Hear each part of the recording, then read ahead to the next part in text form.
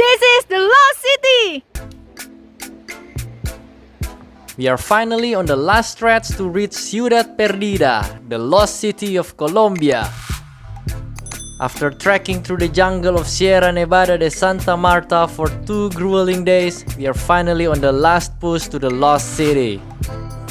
In this video, we're gonna explore Ciudad Perdida and tell its fascinating stories.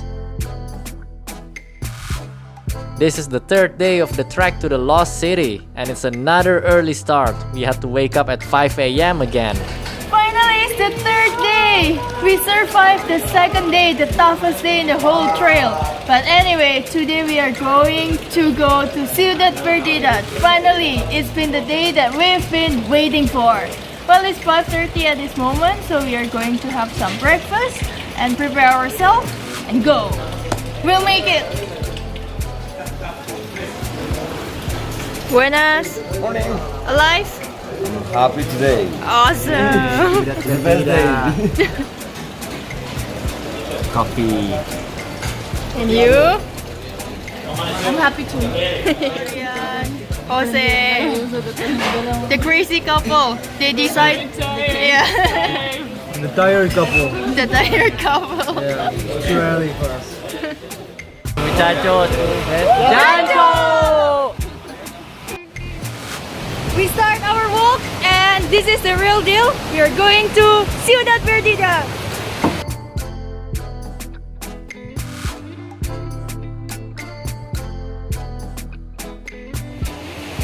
So yes guys, now we have to cross this river barefoot. Well, luckily there is a rope so we can hang on it a bit. I guess we just have to be careful because the rock is slippery. Are you ready, Sam? ready! It's gonna be cold water. This is a tricky river crossing. One wrong move and you could get swept away by the strong flow. Luckily we all made it, and if really necessary, somebody could help you to cross.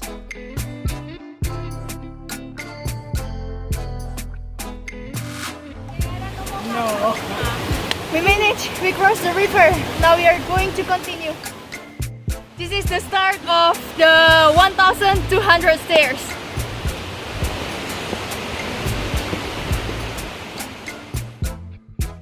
It was a long and tiring way up, the last push before the Lost City. Just right after these never-ending stairs, the Lost City was already waiting for us.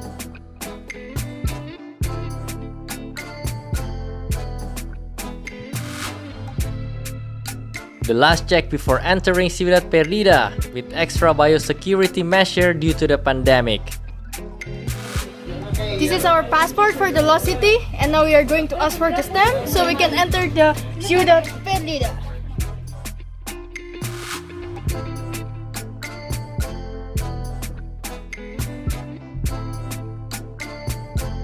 We got the stamps! And now, This is the Lost City! finally, after all the miles we went through, the Lost City! Guys, we are only at the beginning of the Lost City, but I'm overwhelmed with the information. It's so interesting, but it's a lot as well. So actually, this Lost City has so many different names. At the beginning, the indigenous called this Teyuna, but after that, the looters call it the Green Hell because it's hard to survive here. People killing each other to get the treasure, and also with the mosquitoes and animals, it's just hard to survive. But after that, the government gave name Buritaka 200 because of the river, the Buritaka River, and this is the 200th city that they found. But nowadays, it's known as the Lost City or Ciudad Perdida, and that's the commercial's name. So in this area, there are actually 4 main sectors, and now we are in the very first sector, it's the market sector. And we'll go to another sector right after this. So now we are at 1,200 meters above sea level, and the highest terrace in Ciudad Perdida is at 1,260 meters above sea level.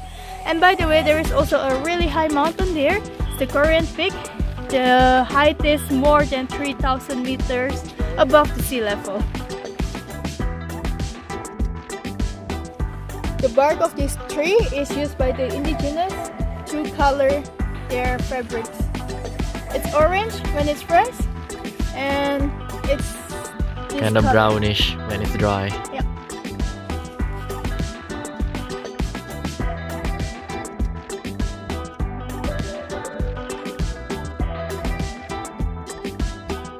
So this is the must-have items in every household in this area.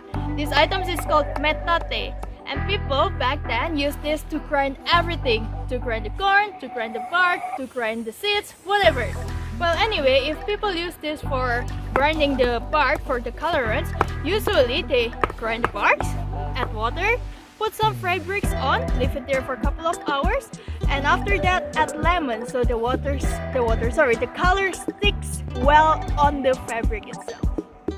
And Ruth, our guide, explained about this rock with some carving, believed to be the map of this mountain area of Ciudad Perdida. We are only in the first sector, yet we learned so many interesting stories, and we're gonna hear more very soon. So here is another map stone. At this moment it's not clear what it is. The first hypothesis is just a map around this area, or it can also be an astral map. But people say that this is upside down. So in the year of 1500, the Spanish people finally came here and figured out this place. And when they arrived, they saw that the indigenous people wear a lot of gold.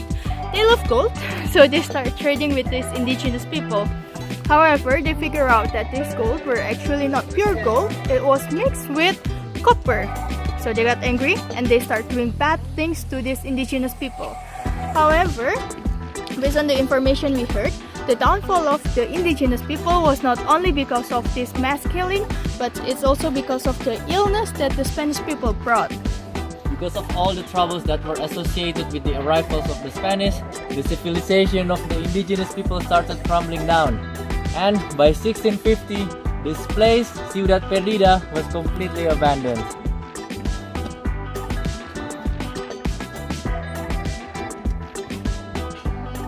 Back in those days, only important people can walk in these middle stairs, while the other people have to walk on the sides. We are approaching the main sector, and this is the best spot in Ciudad Perdida.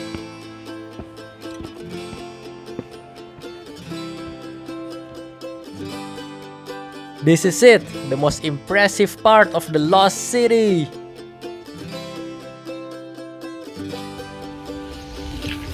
In this place, you are not only enjoying the beautiful view, but some people actually come here to recharge their energy, to meditate, to have a fresh soul. Yes, indeed, such an amazing place to soak in your surroundings and to simply admire the magnificent Ciudad Perdida.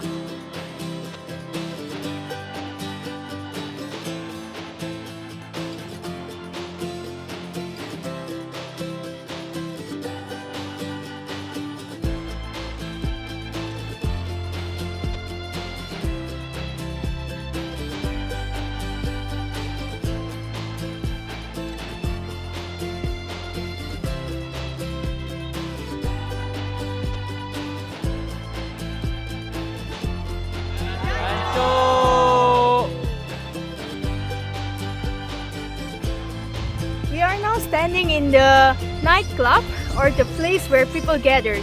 And by the way, this whole Ciudad Perdida was found in 1963 by the looters. They came here for the treasure that they can find here. However, it was so many fights here, so in 1973, Frankie Ray decided to go to the government and ask for their help. So in the end, the government helped, and the restoration and the rebuilding of this place started in 1973, and it took them 6 years in order to kind of rebuild everything. And by the way, the first tour here was in 1983 and guided by this Frankie Ray.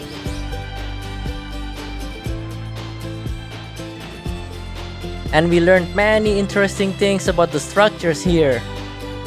So now we are in the main sector, and this is where the important people live.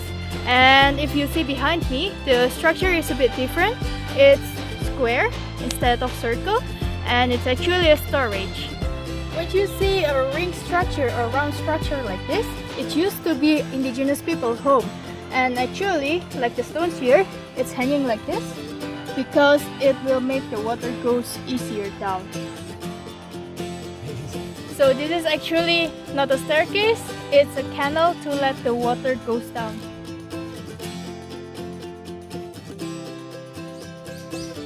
I'm now standing in front of Cansa Maria, or like the church of the indigenous people. And this structure behind me is the hardest structure to be rebuilt because it's the biggest structure in this area.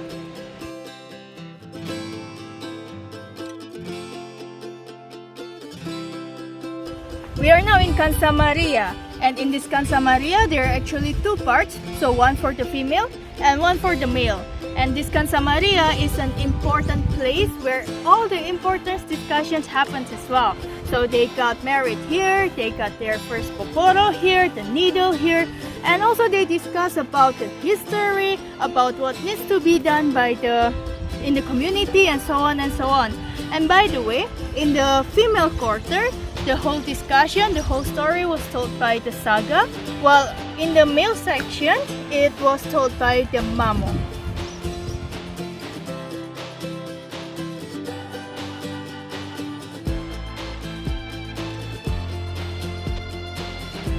So guys, you have been following our journey, right? And you see, it's not the easiest spot to go here. We had to wake up early, we had to walk a lot, but actually back in the days, this was like a luxury for them, because back then, people had to bring their own stuff like the food, the hammock, well, everything they need by themselves, so it's quite heavy. And not only that, these people have to walk for 15 days in order to arrive in this place. So the rich people who wants to be here without suffering, they chose to be here with a helicopter. But nowadays it's not allowed anymore because it will destroy this beautiful place.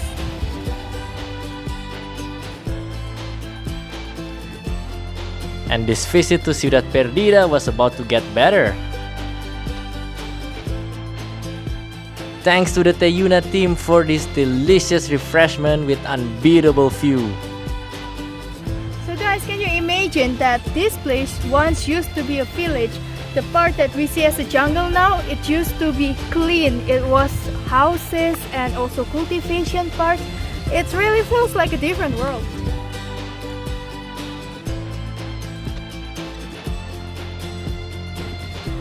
This is the seeds of that palm tree. And this palm tree is used a lot by the indigenous people because the bark of this tree is used as the wall of their house, while the leaves are used as the roof of the house, and the side shoots coming out from that is used as mattress.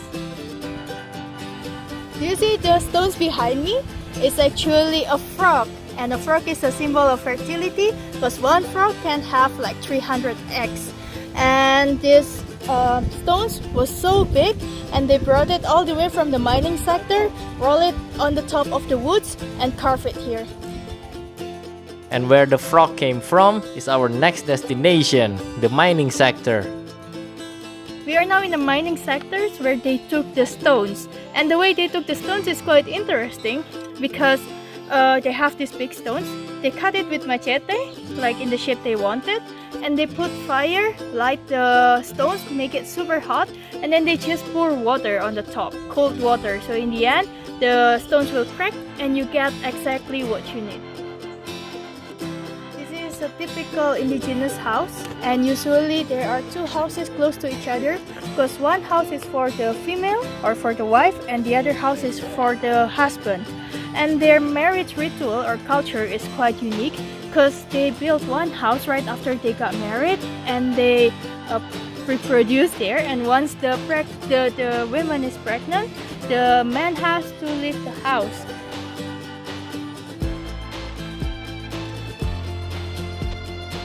So around me you can see the cultivation of these indigenous people. So here they cultivate banana, papaya, plantain, guava, sugarcane, and of course coca. And besides that, they also cultivate the tobacco, which usually cook with a low fire until it becomes a black paste, and it's used together with the coca and also the calcium.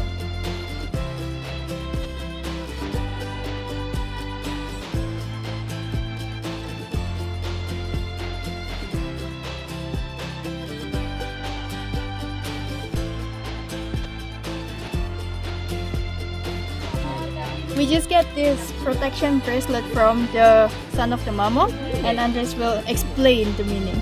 So each one of the colors have different kind of meanings. Like the black one is how like it's the history of the night. The yellow one is the history of the afternoon and the sun. The red one is the history of the blood. This one is gold, pure gold. It's not pure gold this one, but it's the meaning of it. And this one is also blood. And these two are sea, and this one is cloud. Cloud, wow, super cool. So many meanings. Now, let's visit the fourth and the last sector. So guys, we are now in the last sector. This is the handcraft sector, or also the canal sector. So here they found a lot of tools for the handcraft, as well as the canals. So you can see the water stream there. This is 100% original stairs. No touch, not rebuilt it, original. This sector or area was quite huge, with many small structures spread over the slope. The Ciudad Perdida is truly such an impressive sight, a place that will take your breath away. And before we leave, we did one lap around the offering table before we put an organic object as our own offering to Ciudad Perdida.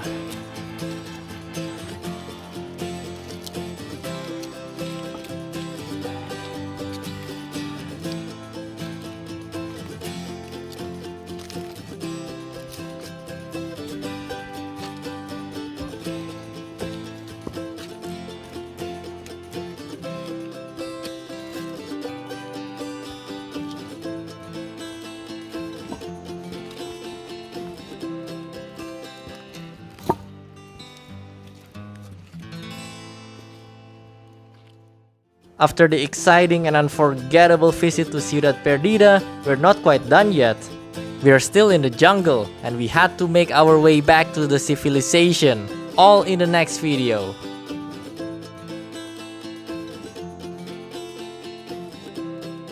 See you!